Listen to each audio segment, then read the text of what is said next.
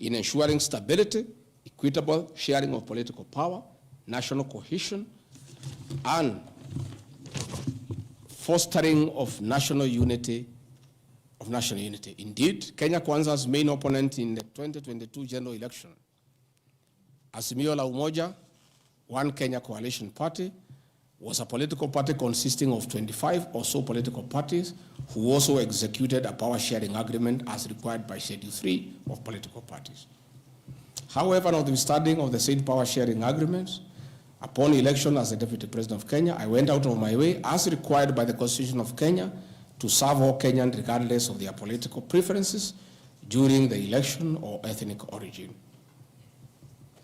I'll produce videos on all those things. Again,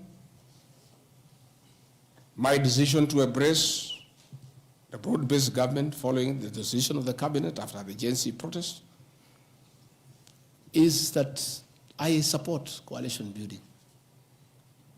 And even when the Honorable Right Odinga came, he got some shares. True or false? I mean, surely, why is Rigathi Gachagua being vilified by just being truthful? You know, it's good to be truthful. I have heard that my saying we observe this agreement is a threat to national unity. I have never been caught by the National Cohesion and Integration Committee to tell me that I have said something that can create ethnic disharmony. On the issues of one man, one vote, one shilling, I am told again that it can create tribal hatred. How? The one man, one vote, one shilling is not a formula for Mount Kenya region. Far from it. The one man, one vote, one shilling talks about equity. The gist of that formula is that all Kenyans should be treated equally. If we are giving bursary to the children of Kenya, let us agree how many children we have. If there are 30 million and we have 100 million, we divide equally and distribute to every constituency to those children. If a hospital takes care of 1,000 patients,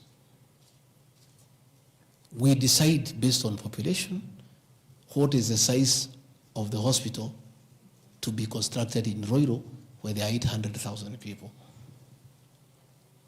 If one borehole serves 500 people, do you construct one borehole in an area where there are 10,000 people? You need to construct more boreholes. That's all. And these populations are everywhere in Western Kenya, in Kisii, in Rift Valley. The high numbers are not just in the Mount Kenya region. This is a formula, in my view, that is good for everybody. Again, it is not a law because I pronounce myself. It's just an opinion. And in our democracy, I think it's only fair to allow people to have freedom of speech and to be entitled to an opinion. There are those who talk one man, one vote, 1 kilometer, and it is their right. And we should also listen to them and consider. And all those opinions can be harnessed and people can agree which is the best formula to take care of the people of Kenya. That is all I said. I wanted to read to the people, of course, the projects that were negotiated, but I don't seem to have that page. I produce it tomorrow in Parliament. So that when they hear I am fighting, I am also fighting for them. Mine, for the Mount Kenya, and President William Ruto, we never wrote anything, because I'm a very trusting man. So is my people, as we did word of mouth. So once in a while, we may argue kidogo kidogo because there's nothing written.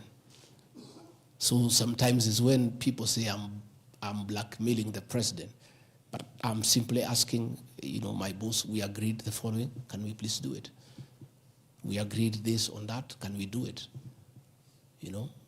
We agreed that the people of Mount Kenya who had been given jobs by Uhuru will not be removed without being replaced. We don't seem to be honoring that. Can we honor it? We agreed where we needed to replace somebody who has not performed, we exchange 1 for 1. Can we do it? we agreed that we need to give Mau Mau roads priority. Can we please do it? Because that is what we agreed. It's simply people being honest with each other and living true to a gentleman's agreement. That is what it is about. So I wanted to explain to the people of Kenya, I am not against any region of Kenya. I am just a crusader for honesty and for fulfilling written and unwritten agreements. That is all I am. I say if we agree on something, please let's do it. If we agreed we shall do ABCD before we are elected, let's do it. If we agreed we shall not brutally evict